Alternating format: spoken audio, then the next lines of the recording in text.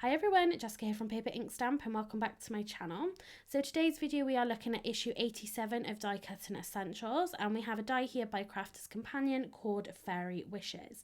You've also got 27 sentiment toppers and papers that you can download from the Craft World website as well. So this is one of those kind of shaped edge dies, so it will cut one side but the other side doesn't have a cutting edge. So as always, lots of inspiration in the magazines. It's got kind of hints and tips in terms of actually using the die itself. And again, lots of examples then of how you can use this in quite a classic way, which to me is to kind of have the fairy die cut in black. You can see it here, black, and then some sort of patterned paper or ink blended kind of background. That to me is kind of a classic way of using a die like this, but you know, obviously there's examples in here of showing you how you can use this differently. You can cut the fairy away, you can do sort of top and bottom. Lots of different things you can do. Just to remind you, they are running the competition for Card Maker of the Year 2022, so make sure that you head over and enter that competition. So again, more in terms of how you can use this. You can use it top and bottom. You know, you can really cut this apart if you want to, cut that fairy and the flowers apart as well. You can do some paper piecing as well. Lots of different ways to use it. So included in next month's issue of Die Cutting Essentials, we've got this memory box springtime butterflies die set, plus then 26 papers and toppers as well. So I just wanted to show you I had a commission in here also. So this is Dimensional Designs. This was really about creating dimension with your dies. So stacking dies together I've done here. So with that butterfly one, that was about 6 layers of coloured cardstock together. You know, the flowers being stacked, the word wish, we've got frames being stacked. So lots of different ways of being able to stretch your dies even further. But let's get into creating today's card. So I'm going to create a circle card, and I'm using this week's Colour Throwdown Challenge colour combination. So these are the ink pads I pulled out. We've got spun sugar, seedless preserved, cracked pistachio, and pine needles. But I only used then the pine needles ink pad, and I used just some coloured cardstock instead.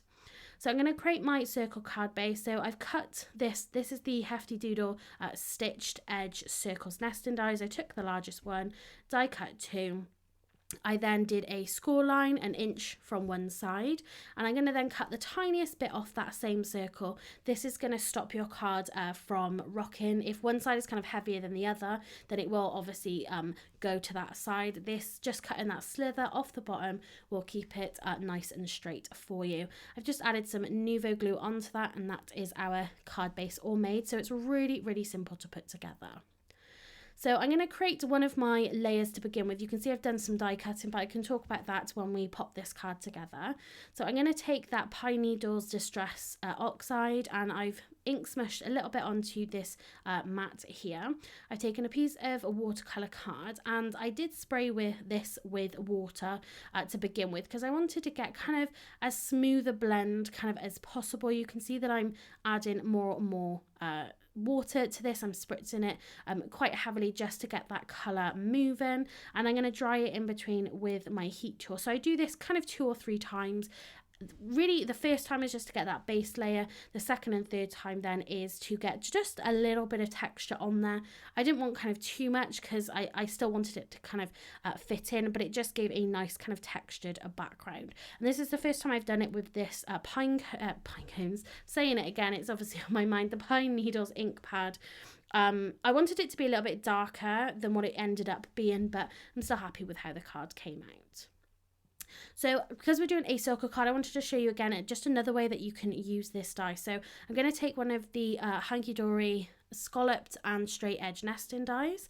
This again is just going in sequence of the rest of the layers. I've cut that from, I believe this is Aubergine Purple from Craft Perfect. I die cut it with that scalloped edge, and then I'm just going to line up where I want this fairy to die cut from. So I want to keep as much of this as possible, and I'm going to run this through my die cutting machine. I had to do this twice, so I had to put in, the second time I had to put an extra shim in just to really get it to die cut cut through all of those areas. Got a lot of kind of intricate pieces in there. The first time didn't quite cut it, but I had 4 layers and it cut absolutely beautifully.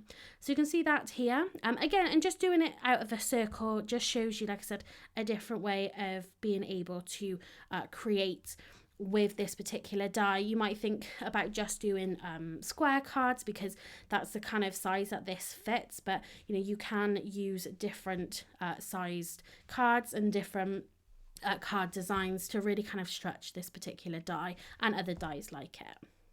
So I want to cut then my ink blended or my ink smushed background with that same sized circle of the scalloped edge, because then I'm simply just going to lay this piece over the top. I want this to fit perfectly, and I really love how this fairy and all that stands out against that background, and again it's just got that little bit of texture in there.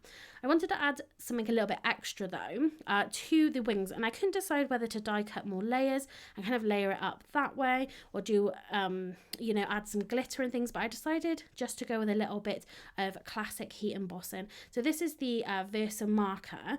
So this has got that Versamark clear sticky ink inside it. Mine is quite old now, and I don't think there's really any ink left in there, so I just press it into my Simon Says Stamp clear sticky ink, and you know, it works just as well. I'm going to add that onto the wings and just onto a couple of the flowers as well. And then for the embossing powder, I'm using the Sentimentally Yours Twinkling Embossing Powder Cosmic Crystal. This doesn't change the colour. This is simply basically just kind of glitter. When I heat set this with my tool, you can see it change, of course, and you're going to still see that purple coming through. It's just slightly darker and it has that kind of really nice glittery finish. I just wanted something to kind of stand out from this fairy, and I think just adding this little bit of detail really helped. But I actually think stacking this up as well, so maybe die cutting it a few times, maybe from some different papers and things, and kind of having the wings in one, the fairy in something else, and then kind of the rest of that detail and the flowers and things in a different paper. I think that could look quite nice. So I'm going to use my glue. This has got the fine tip on it, just so I can get into all of those small areas. And I'm just applying glue to all of those just to make sure we get everything stuck down nicely. I'm going to line up the scalloped edge. That's the easiest way to layer these together. And then I'm going to put my card base together. So we've got 4 different layers here. We've got that white card base, then we've got the next sort of smaller size. This is the Hunky Dory Diamond Shimmer cardstock. This is a glitter cardstock. I think this is the Jade Green. It's a non-shedding glitter paper. It's really, really beautiful. I've just kind of rediscovered it in my stash. I've got a few different colors of this, and yeah, it's such a beautiful cardstock. I glued that onto the card base. Then on top of that, I've got a light pink. So this is kind of my spun sugar colour. This is, I think it's the Ballet Pink that I used. That was glued on top. And then I'm going to add some foam tape onto the back of this panel. So with the colour throwdown challenge, you can go onto Instagram. If you just search a hashtag colour throwdown, and it's colour the American way, so without the U in there, and you'll be able to follow this along with these colours. So what I wanted to do just really quickly, because I am going to create my sentiment, I was looking for a scraps. I wanted to show you this I made on the weekend. It's just a scraps box. The box that I wanted to put my scraps into was quite large for how many I had. So I just made this out of some grey board, patterned paper, some ribbon, and I just created then that little scraps sign to go on the front, and I really love how this turned out. So now I've got all of my scraps in these little pockets, and I can just go in here to find the colour that I want. So if you don't have the exact kind of storage or the size that you need, if you've got some grey board, absolutely just kind of make it fit exactly how you want it to. So I picked out this green cardstock. To be honest, I can't remember which colour I went for in the end. I pulled out all of my greens because I just couldn't work out what colour I really wanted. And I'm going to stamp my sentiment onto here, and I'm going to heat emboss it with some white embossing powder. So we're coming up to Mother's Day this month here in the UK. So I've turned this into a Mother's Day card. I'm using my Paper Ink Stamp Ultimate Sentiment Builder stamp set, and we're going to stamp Happy Mother's Day and then enjoy your day. So just to remind you, my stamp sets are now both on sale over on my Etsy store. There is a link in the description box down below where you can head over to there. So that's my Ultimate Big Words and then the Ultimate Sentiment Builder stamp sets. So yeah, find that link down in the description box down below. So like I said, I'm going to heat emboss this with some white embossing powder, and then I'm just going to trim these down into little strips.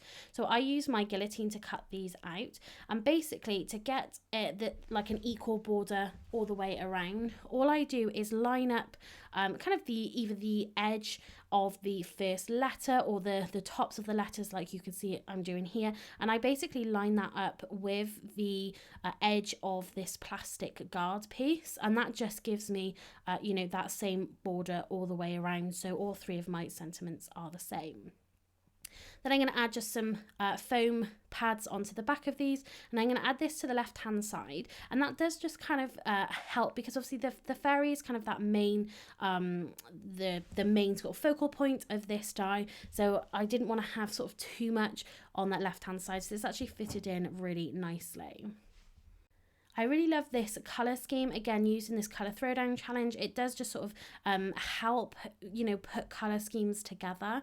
You know, you can use the colour wheel that I've got, but actually it's quite nice to kind of follow something else for a change. So I felt like this was kind of missing something. I didn't want to just add some embellishments or some Nuvo drops or anything like that. And I recently got my Nan's Martha Stewart punches back down, and I seen that there is this one punch and it's got 3 different size, kind of small, but 3 different sized butterflies. And I wanted to add those because I thought that would be the perfect sort of finishing touch to this. I didn't want to do any kind of solid glitter card or anything like that because I didn't want to take any focus. So I got a piece of vellum.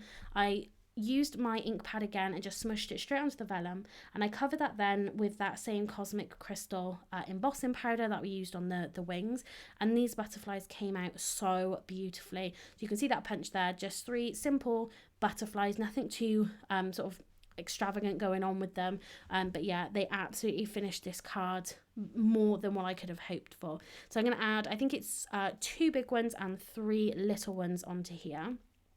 Of course, with vellum and any type of vellum, even if you've done what I've done here and add that embossing powder, you will see the glue through there. So looking back at the card now, you know, I can see those dots of glue. You could hide it with something like a Nuvo drop, but to be honest, I've just left it as it is. I'm quite happy with how this looks, but they did take a minute or 2 to get them to actually stay in place, and they did kind of self curl. When I bring the card up to the camera in a second, you'll see them kind of start to curl around. They have kind of flattened out more now, but yeah, they kind of did take on a life of their own, to be honest, and had some really beautiful shape in some of them. So that's going to be our card finished for today. That's using this Fairy Wishes die by Crafter's Companion. I absolutely love how this card turned out. Don't forget that you can now purchase my 2 stamp sets over on my Etsy shop, and again, the link is in the description box down below. This was using Die Cutting Essentials issue 87, which is on sale now. So that's going to be it for this video. I hope you enjoyed it and I hope you liked this card. If you did, please give this video a thumbs up and leave me a comment down below. If you haven't subscribed to my channel already, please do so you don't miss out on any future videos. That's it for today. Thanks very much for watching and happy crafting.